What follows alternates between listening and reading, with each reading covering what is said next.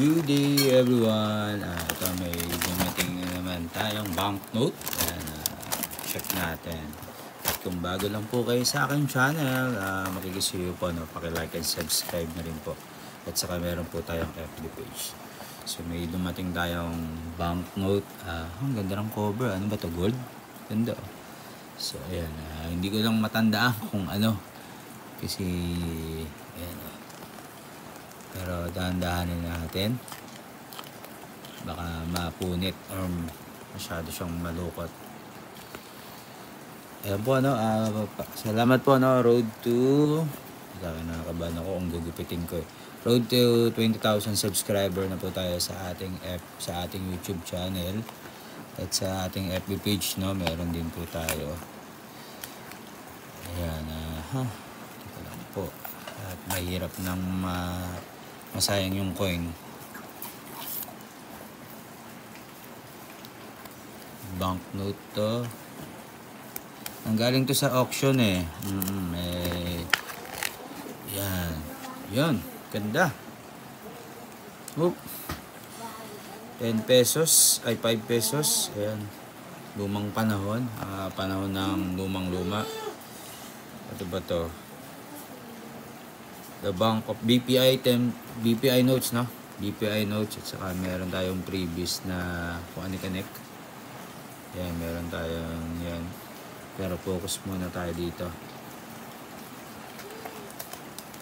Teka, 3 piraso to. Ayun. Okay. Sabi ko asin yung iba. So, ito, 5 pesos BPI. Another BPI banknote. At saka meron tayong 10 pesos. Opo, ano, yan ang kanyang kondisyon. Goods pa rin yan, no? At least meron tayo, ano? Ayan ang mga BPI banknote. Thank you, sister. Yan, ilalagay lang natin yan sa ngayon, dyan na lang muna. Pero ilalagay natin yan sa sleeve, no? Ayan, thank you sa previous, no? Meron tayong 10 pesos. At saka another 10 pesos na Japanese banknote. At saka meron tayong ayan, fancy banknote, no? Yan si Duterte, no? At ito, hindi ko malaman kung anong bansa to. Oo. Anyway, maraming salamat po. At kung may gusto po kayong i-share o i-benta, message nyo lang po ako, no, sa aking FB page, no? Gusto ko po yung mga gantong banknote. No, ito po yung tinatawag na BPI. 1916 pa nga ata to, 1932. Ito series 1933, no? 1933 pa po yan. Meron ako dyan 1916 ata. Ito, anong year to? Hindi ko siya makita. 1933 din pala. Opo, parehas pala sila, no? Series of 1933. Itong isa 1928, no? Meron ako maganda niyan. Ipakita ko lang sa inyo.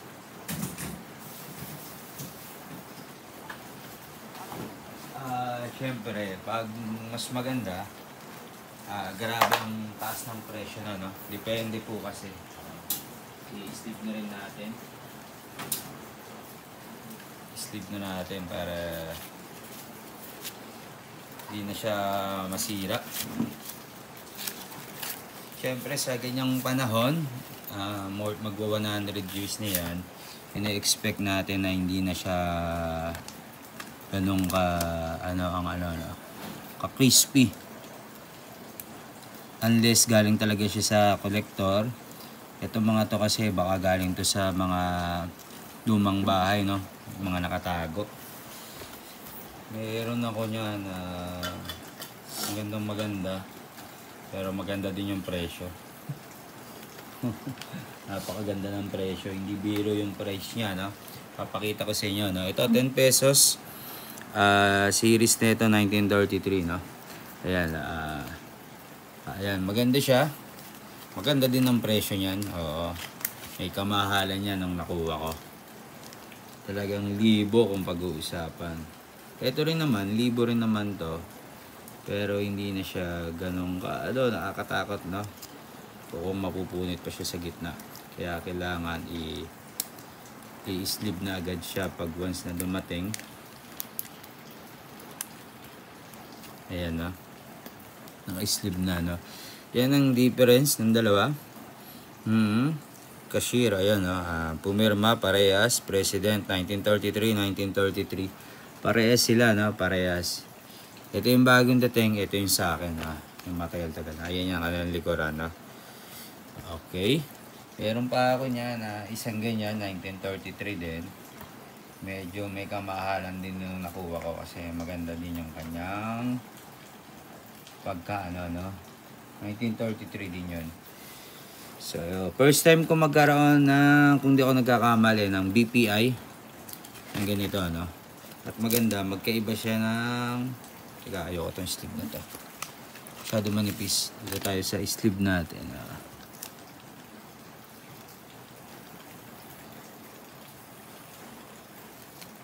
Ayan.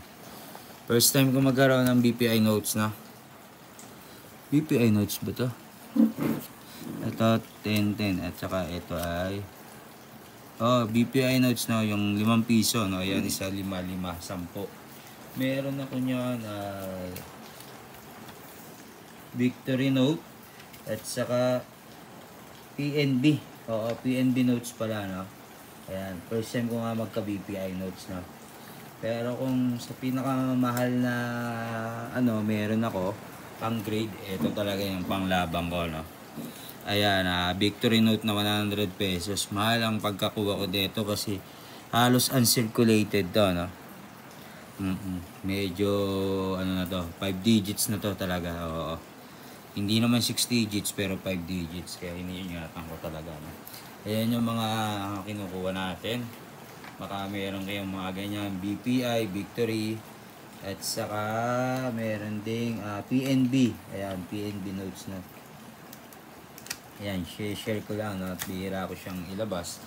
Then, ito yung PNB note natin, Ganda ng kondisyon niyan. Hindi rin biro ang price niyan. Pero ano naman to? Wala naman tong 5 digits, 4 digits lang to. Pero maganda pa rin ang kondisyon. Depende kasi sa lahat ng kondisyon yan.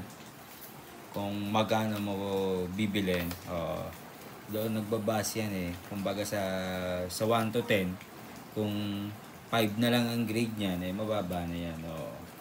Hindi kagaya ng 7 or 8, ayan, talagang papagrade mo yan. Kung pwede nga, 9 or 10, kaso syempre, mamimili pa ba tayo? Kung ano na lang yung meron tayong makukuwang mura, Kaya magandang pupunta sa mga auction. Pero kahit na wala ako doon dahil busy sa work, magme-message lang yung mga kapwa, yung mga seller. Aabangan mo lang sa nila, Aabangan mo lang sa FB nila. Ipo-post nila yan. Halimbawa, ito, available to dito ngayon, Sino may gusto. Ayan. Sa kanila mo na kukunin, Sa kanila mo na babayaran. Kaya, thank you, sa kaibigan natin. Yan yung mga nakuha natin ngayon, Tatabi lang natin, At kung meron po kayong mga gustong ibenta o i-share, message lang po ako sa aking dyan, sa ating YouTube channel o sa ating FB page, Pinoy Collector din po, Pinoy Collector, Message lang po ako, Para tayo po ay magkaintindihan at magkausap. Opo. Depende po, ito wala yan, ano lang po, po awareness, hindi po totoong pera po yan, Ito totoo yan, Ito yung Japanese invasion money, circulated. Thank you sa munting regalo. Yan, thank you everyone. Message lang po kayo, at kung meron kayong gustong bilhin or ipahanap po ibenta, maaari po, maaari nyo akong message, Thank you everyone and God bless.